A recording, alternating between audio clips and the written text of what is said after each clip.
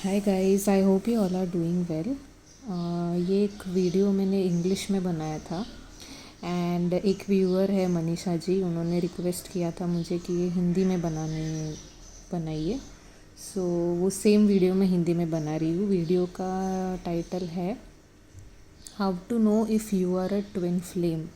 आपको ऐसे कुछ साइंस बताऊंगी जिससे कि आप ट्विन फ्लेम हो या नहीं, इसके बारे में आप थोड़ा जान सको। ओके, कि कैसे पता चले कि आप ट्विन फ्लेम हो या आप इस जर्नी पे हो। ओके, सो क्या होता है कि ट्विन फ्लेम जो है वो ऐसे कोई उठ के ऐसे डिसाइड नहीं कर सकता कि हाँ मुझे ट्विन फ्लेम बनना है जस्ट बिकॉज आपने रैंडमली कहीं सुन दिया, या आपकी रिलेशनशिप कुछ ऐसे, आप ऐसे रिलेशनशिप में हो जहाँ पे ये सब push and pull, runner and chaser थोड़ा बहुत दिख रहा है आपको और आपको लग रहा है कि आप ट्विन फ्लेम रिलेशनशिप में हो, तो ज़रूरी नहीं है। ओके, ट्विन फ्लेम जो है वो पैदा ही उस मिशन के साथ होते हैं, हालांकि उन्हें पता नहीं होता है। बिकॉज जब हम जन्म लेते हैं धरती पे तो हमें पिछला सारा भूल के आना पड़ता है, राइट।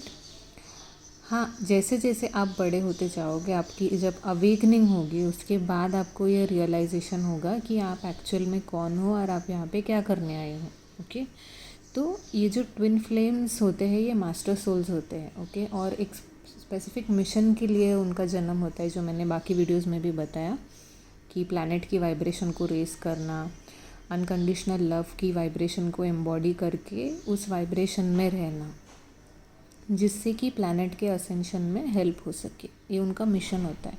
और ट्विन फ्लेम रिलेशनशिप एक माध्यम है जिससे कि वो अनकंडीशनल लव सीखते हैं। अपने सारे जो वुंड्स है, अपने सारे जो पैटर्न्स है, कार्मिक पैटर्न्स है, उनको हील करने का मौका मिलता है because of this relationship. Okay, and eventually वो अनकंडीशनल लव सीखते हैं। तो ये जो है इस मिशन के साथ वो पैदा होते हैं। बचपन से ही उनको ऐसे कुछ ना कुछ फील होता है, जैसे कि मैं अधूरी हूँ कहीं ना कहीं, या मैं कुछ तो ढूंढ रही हूँ, कुछ तो ढूंढते रहते हैं। उन्हें पता नहीं वो क्या ढूंढते रहते, किसी व्यक्ति को ढूंढ रहे हैं या किसी व्यक्ति में किसी चीज़ को ढूंढ रहे हैं। उन्हें हमेशा अधूरा सा लगता है, अधूरापन लगता है। ठीक है, और ऐसा नहीं है कि बहुत ही सैडनेस भरा लाइफ होता है उनका, ज़रूरी नहीं है। ऐसे भी ट्विन्स होते हैं जो दे आर, मतलब वो अच्छी फैमिली से बिलोंग करते हैं, बहुत सारे उनका फ्रेंड सर्कल होता है, सक्सेसफुल भी होते हैं, बट स्टिल कहीं ना कहीं उनको वो फीलिंग रहती है हमेशा से कि कुछ तो मिसिंग है, या कुछ तो मुझे ढूंढना है, कुछ तो है, किसी को तो मैं ढूंढ रहा हूँ या ढूंढ रही हूँ। ये फीलिंग हमेशा बचपन से रहता है उनमें। ओके, तो ये जो अधूरापन है ये एक्चुअल में होता है उनका ट्विन जिसको वो ढूंढ रहे होते हैं, और सबकॉन्शियसली उनके सोल को ये पता होता है कि तुझे इस पार्टनर को ढूंढना है ये लाइफ में। ठीक है, क्योंकि वो आपका मिशन है। तो जैसे कि आपके ट्विन के साथ मिलके वो अनकंडीशनल लव वाला वाइब्रेशन फील होता है, तो एक्चुअल में क्या होता है, आपको कंप्लीटनेस का एहसास होता है। कमिंग होम वाली फीलिंग क्या होती है उसका एहसास होता है आपको, राइट। तो ऐसा एहसास क्यों होता है आपको, कंप्लीटनेस क्यों फील होता है, क्योंकि आप जो ढूंढ रहे थे वो आपको मिल गया है। क्या ढूंढ रहे थे आपको तो पता नहीं था आप ट्विन फ्लेम को ढूंढ रहे थे, आपको इतना पता था कि आप कुछ तो ढूंढ रहे हैं। तो वो कुछ तो आपका ट्विन फ्लेम ही था, और आपका ट्विन फ्लेम क्योंकि आपकी सोल ही है, आप अपने सोल को ढूंढ रहे थे, आप अपने सोल को ढूंढ रहे थे। और जब उससे मिले तो आपको अपनी खुद की सोल की वाइब्रेशन फील हुई कि आप ओरिजिनली कैसे हो। ओके, आप ओरिजिनल ये वाइब्रेशन में हो, जो आपने लव फील किया वो आपका ओरिजिनल नेचर है, जो आपके ट्विन ने आपको रिफ्लेक्ट किया, जो उन्होंने भी फील किया, जो आपने भी फील किया।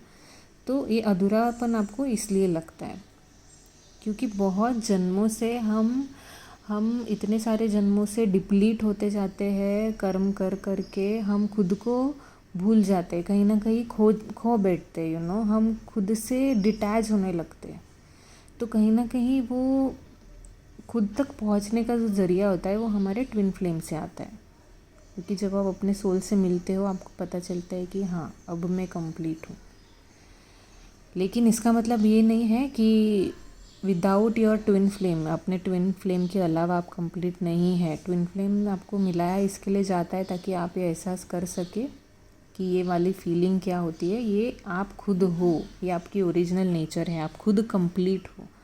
और फिर सेपरेशन आता है इसके लिए ही क्योंकि आप ये वाइब्रेशन प्रैक्टिस करो और आप ये एहसास करो कि आप अपने आप में ही होल हो, होल सोल, आप कंप्लीट हो, फिर ही आपका यूनियन होगा। ओके, खैर वो तो दूसरा टॉपिक है। तो फर्स्ट साइन यही है कि आपको हमेशा से अधूरापन लगता है, या आपको ऐसा लगता है आप किसी को ढूंढ रहे हो लेकिन क्या ढूंढ रहे हो आपको पता नहीं होता है। सेकंड साइन, ट्विन फ्लेम्स जो होते हैं वो बचपन से ही बहुत उनका दिल बहुत साफ़ होता है। ये आपने सुना भी होगा कि अगर आप ट्विन फ्लेम हो, आपको ऐसे सब लोग बोलते होंगे कि कितने साफ़ दिल का इंसान है, कितने साफ़ दिल की लड़की है ना। आप हमेशा अच्छाई बुराई ये सब में आप तोलते रहते हो चीज़ों को, ये सही है या ये गलत है। फिर आप स्पिरिचुअल होते हो या रिलीजियस होते हो। ओके, बचपन से ही थोड़ा बहुत रिलीजियस चीज़ों में आपका मन लगता है। ओके, एंड हमेशा आप मतलब अच्छाई के बारे में ज़्यादा सोचते हो, या कोई भी चीज़ करने से पहले आप हमेशा अच्छा या बुरा वो सब सोचते हो। Okay, and then third sign ये है कि आप हमेशा कुछ जो क्राउड या सोसाइटी या जो ऐसे फॉलो करते हैं वो चीज़ आप ब्लाइंडली कभी फॉलो नहीं करोगे। हाँ, आप अच्छा बुरा सोचोगे लेकिन आप ब्लाइंडली कोई भी चीज़ फॉलो नहीं करोगे। आप बहुत ही अनकन्वेंशनल होते, बहुत हटके होते या रिबेलियस भी होते हो। आप हमेशा पूछोगे ये क्यों करूँ मैं, ऐसा ही क्यों करना है, मतलब ऐसे किसने कहा है कि ऐसे ही करना है। आप ये सब क्वेश्चंस करते हो बहुत ज़्यादा। तो आप जो है बहुत अनकन्वेंशनल होते हो। आपको ऐसा लगता है कि हमेशा से चीज़ें ऐसी ही क्यों करते आ रहे हैं लोग, इसके पीछे क्या वजह है। तो आप जो है वो हटके कुछ तो अलग सा you are like a trail blazers, जो हटके अपना कुछ नया सा कुछ सोच रखते हैं। या आपकी सोच भी बहुत यूनिक होती है। आपको लोगों ने कहा होगा कि कुछ अलग ही सोचता है, हटके सोचता है, फिलोसॉफिकल होते हो आप, है ना। तो आपकी सोच हमेशा जो सोसाइटी या समाज की सोच है उससे थोड़ी सी हटके होती है। आपको वो सब ब्लाइंडली आप फॉलो नहीं करते हो। Okay, next sign is twin flames बचपन से ही उनको बहुत विविड ड्रीम्स आते हैं। विविड ड्रीम्स मतलब ड्रीम्स ऐसे आते हैं जो उन्हें याद रह, विजुअल्स जो है वो याद रहते हैं, और बहुत ही वो सिग्निफिकेंट ड्रीम्स होते हैं, ऐसे कोई मामूली ड्रीम नहीं होते हैं। या तो कुछ उनका पास्ट लाइफ रिलेटेड ड्रीम्स होते हैं, या फिर उनके जो फियर्स होते हैं उनके रिलेटेड ड्रीम्स होते हैं।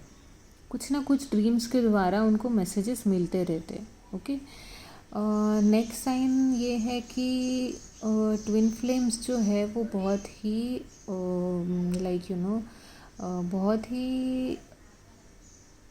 बहुत उत्सुक होते हैं हमेशा कुछ ना कुछ सीखने के लिए। मतलब वो हमेशा क्वेश्चंस पूछते रहते हैं, जैसे मैंने पहले भी कहा। हर एक चीज़ के मतलब बारे में वो पूछेंगे कि ये ऐसा ही क्यों होता है, या ये साइंस है। कोई भी चीज़ हो, कोई प्रथा हो, कोई रस्म हो, कोई विद्या हो, कोई साइंस हो, हमेशा सोचेंगे ये ऐसे क्यों होता है, ये वैसे क्यों होता है। बिकॉज वो जो है वो डिवाइन सोल्स है, और डिवाइन सोल्स उनका ये भी एक मिशन है कि ज्ञान को फैलाना धरती पे। Okay, so they are group of wisdom, they belong to a group of wisdom. Okay, तो विजडम उनको डिवाइन से मिलता है, और क्योंकि उनको इतने सारे क्वेश्चंस होते हैं जो बहुत ही आउट ऑफ द वे होते हैं, तो ये क्वेश्चंस को आंसर्स उनको स्पिरिट देता है, या यूनिवर्स ही देता है ये क्वेश्चंस के आंसर उनको धीरे धीरे। और जब अवेकनिंग हो जाती है, या जब आप आपके ट्विन से मिलते हो, तब तो आपको मतलब यूनिवर्स धड़ाधड़ मैसेजेस या धड़ाधड़ ऐसे लोगों से मिलाता है। आप चैनल्स देखते हो, आप वीडियोस देखते हो, ऐसे ऐसे लोगों से मिलाता है कि आपको फटाफट इन्फॉर्मेशन मिलती जाती है। तो ये जो इन्फॉर्मेशन है ये आम लोग नहीं पसंद करते, या सोचना भी उस चीज़ के बारे में।